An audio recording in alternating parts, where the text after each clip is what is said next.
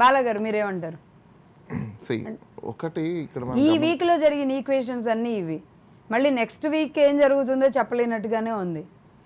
So అందుకే నేను మొట్టమొదటిగా సార్కి అలానే మీకు రాజనీష్ వాళ్ళకి చూసే ప్రజలందరికీ అండ్ కాల్ చేయాలనుకున్న వాళ్ళు ప్రతి ఒక్కరు కూడా దయచేసి సబ్జెక్ట్ చూడండి. ఆ ఇష్యూ మీద కూడా మీరు కాల్ చేయండి. కాల్ చేసి మీకు కావాల్సిన డౌట్స్ ఏమైనా ఉంటే అడగండి, క్లారిఫై చేస్తాము. అందరికీ గుడ్ ఈవినింగ్. ఫస్ట్ ఇక్కడ ఉమ్మడి ఆంధ్రప్రదేశ్ బైఫర్కేట్ చేసిన తర్వాత, రెండుగా విభజించిన తర్వాత ప్రజల యొక్క మైండ్ సెట్స్ని కూడా మనము సైకాలజీ ఆంథ్రోపాలజీ స్టడీ చాలా ఇంపార్టెంట్. దాన్ని ఎవరు బేసెస్ తీసుకోవట్లేదు. ఎంతసేపు ఉన్నా ఏం మాట్లాడుతున్నారంటే కన్వెన్షన్స్ మాట్లాడుతున్నారు. కన్వెన్షన్స్ నిజంగా మాట్లాడుకున్నప్పుడు అసలు వ్యవస్థ అనేది ఏ విధంగా ఏర్పాటైంది, కుటుంబ వ్యవస్థ ఏ విధంగా ఏర్పాటైంది, ఇది సమాజంలో ఏ విధంగా పనిచేస్తుంది, కుటుంబం మీద మనం పాలిటిక్స్ చేయాలి, అది ఎంతవరకు వర్కౌట్ అవుతుంది. తెలంగాణ ఆంధ్ర రెండు ఒకటైనా, భౌగోళికంగా పక్కన పక్కన ఉన్నప్పటికీ కూడా డెమోగ్రఫీ మైండ్ సెట్స్లో కానీ డెమోగ్రఫీ థింకింగ్ మేనర్లో కానీ చూసుకుంటే ఆంధ్ర వేరు, తెలంగాణ వేరు. నిజంగా ఆంధ్రాకి తెలంగాణకి మనం కంపారిజన్ చేసుకోవడానికి అస్సలు లేదు. ఇక్కడ సార్ అన్నట్టు కేసీఆర్ ఒకానొక సందర్భంలో ఎందుకు కోల్పోయాడంటే ప్రజల దగ్గర నుంచి వ్యతిరేకత. సముద్రం అలలు వస్తే ఒక షాట్ కొట్టినప్పుడు మనిషి ఒక 10 అడుగులు పోయి దూరం ఎలా పడతాడో అలా ఆయనకు ప్రతి చోట తగులుతూ వచ్చింది. ఆయన వెళ్ళిన ప్రతి మీటింగ్లో కూడా అలాంటి అలలు తగిలాయి. కాబట్టి ఆయన ఆల్ ఆఫ్ సడన్గా ఏం చేయాలో అర్థం కాక మాదాపూర్ వరకు వచ్చి నీరూస్ దగ్గర యూటర్న్ తీసేసుకున్నాడు. ఎందుకు యూటర్న్ తీసుకున్నా అంటే రాజనీష్ అడ్రస్ తెలియలేదు అనమాట ఆయన వచ్చి ఇక్కడ ఎక్స్ప్లెయిన్ చేయడానికి.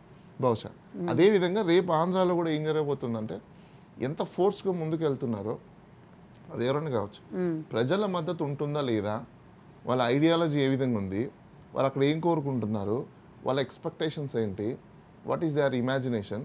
నన్ను కూడా చాలామంది అడుగుతున్నారు మీ ఫోరెన్సిక్ సర్వే నుంచి ఎందుకు మీరు ఇంకా రిలీజ్ చేయలేదంటే, బాస్ 15th తర్వాత రిలీజ్ చేయాలి, ఇప్పుడు రిలీజ్ చేస్తే అందరూ రిలీజ్ చేశారు, వాళ్ళకి నాకు తేడా లేదు. ఎందుకంటే గ్రౌండ్ రియాలిటీస్ని ఇంకా గ్రాఫ్ అప్ అండ్ డౌన్ అవుతున్నప్పుడు పబ్లిక్ యొక్క mind sets, moods, methodology, life style everything change, డైనమిజంలో డే టు డే చేంజ్ అవుతుంది. ఈ రోజున్న డైనమిజం రేపు లేదు, రేపున్న డైనమిజం ఎల్లుండి లేదు. ఒకరోజు ఢిల్లీ, ఒకరోజు బాంబే, ఇంకొక రోజు హైదరాబాద్, ఇంకొక రోజు ఆంధ్ర, ఇలా తిరుగుతున్నారు. లీడర్స్ తిరుగుతున్నారు, కనెక్షన్స్ జరుగుతున్నాయి, కన్సల్టెంట్స్ వస్తున్నారు, పబ్లిక్ మారుతుంది, రకరకాల డైమెన్షన్స్ ఉన్నప్పుడు ఒకటే డేటా నా దగ్గర ఉన్న డేటాని నేను పట్టుకొని కూర్చుంటాను అంటే ఎలా అవుతుంది? That won't possible. సో అందుకనేసి మేమేం చేసామంటే నేను ఒక కట్ ఆఫ్ డేట్ కూడా పెట్టుకున్నాం. 15th తర్వాత ఎన్ని వరకు మనకు శాంపుల్స్ కానీ లేకపోతే అప్గ్రేషన్స్ డేటా ఏమైనా వస్తూ ఉంటాయి చూసి దాన్ని బట్టి 15th తర్వాత రిలీజ్ చేద్దాము. 2023 డిసెంబర్లో రిలీజ్ చేసిన forensic selection survey India wide మంచిగా ఫేమస్ అయింది. ఢిల్లీ నుంచి అదే ఉస్మానియా యూనివర్సిటీ కొంతమంది స్కాలర్స్ కూడా రీసెర్చ్ గురించి తీసుకున్నారు. టుడే చాలా టైట్ అండి. ఎంత టైట్ ఉందంటే అటు ఏ పార్టీని తీసుకున్నా కూడా నెక్ టు నెక్ నడిచే సందర్భాలు ఎక్కువ ఉన్నాయి. ఎవరికైనా కూడా నెక్ టు నెక్ నడిచే సందర్భాలు, ఇది రియాలిటీ. ఇప్పుడు ఆల్మోస్ట్ ఏ స్థానాలు కూడా అవుట్ రైట్ గా వీళ్ళకి వస్తాయి అని చెప్పడానికి చాలా తక్కువ. అయితే కొన్ని ఒక 55 స్థానాలు మాత్రము జనసేన టీడీపీ కలుస్తున్న స్థానాలు ఏవైతే ఉన్నాయో ఒక 55 ఫిక్స్డ్ ఉన్న 55 స్థానాలలో మోస్ట్లీ వీళ్ళకి వచ్చే అవకాశాలు ఎక్కువ ఉన్నాయి. ఎందుకంటే ఓట్ బ్యాంక్ వైసీపీకి అలా ఒక 30-40 స్థానాలు ఫిక్స్డ్ ఉన్నాయి.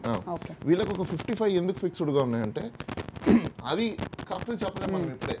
ఎందుకు కరెక్ట్ చెప్పలేమంటే గతంలో 2019లో బైఫెరికేట్ అయిన ఈ వైసీపీ జనసేన టీడీపీ ఏదైతే ఉందో ఆ ఓట్ బ్యాంక్ ని మెర్జ్ చేసినప్పుడు వీళ్ళకి వచ్చే ఓట్ షేర్ ని తీసుకున్నప్పుడు డిఫర్డ్ షేర్ ఉంది. అక్కడ డిఫర్డ్ షేర్ తో పాటు యాంటీ ఇన్కంబెన్సీ గవర్నమెంట్ మీద ఉంటుంది, అదే యాంటీ ఇన్కంబెన్సీ అపోజిషన్ మీద కూడా ఉంటుంది. చాలా మంది ఓన్లీ గవర్నమెంట్ ఒకటే చెప్తారు, నో యాంటీ ఇన్కంబెన్సీ అపోజిషన్ మీద కూడా ఉంటుంది. ఎందుకు ఉంటుంది అనేది కూడా రీజన్ చెప్తాను నేను. సమ్ టైమ్స్ మీకు ఏమవుతుందంటే బిలో పావర్టీ లైన్ బ్రేక్ మీరు చెప్పేదానికి మీరు అన్నట్టుగా నిజంగానే ఈ మధ్యలో ఉన్న ఓట్ బ్యాంక్ ఇప్పుడు 50 TDP and Janasena, 55 TDP and Janasena, 30-35 YCP, 40 YCP అనుకుంటే 10 డిఫరెన్స్ ఉంది. సో మిగతా సీట్స్ అన్ని కూడా అంటే దాదాపుగా 85 సీట్స్ కదా, 85 సీట్స్ ఈ రోజు టఫ్ ఫైట్ ఉంటుందని మీ అనాలిసిస్. 80-85 అదే ఇంకా అక్కడే అర్థమైపోతుంది. Magic figure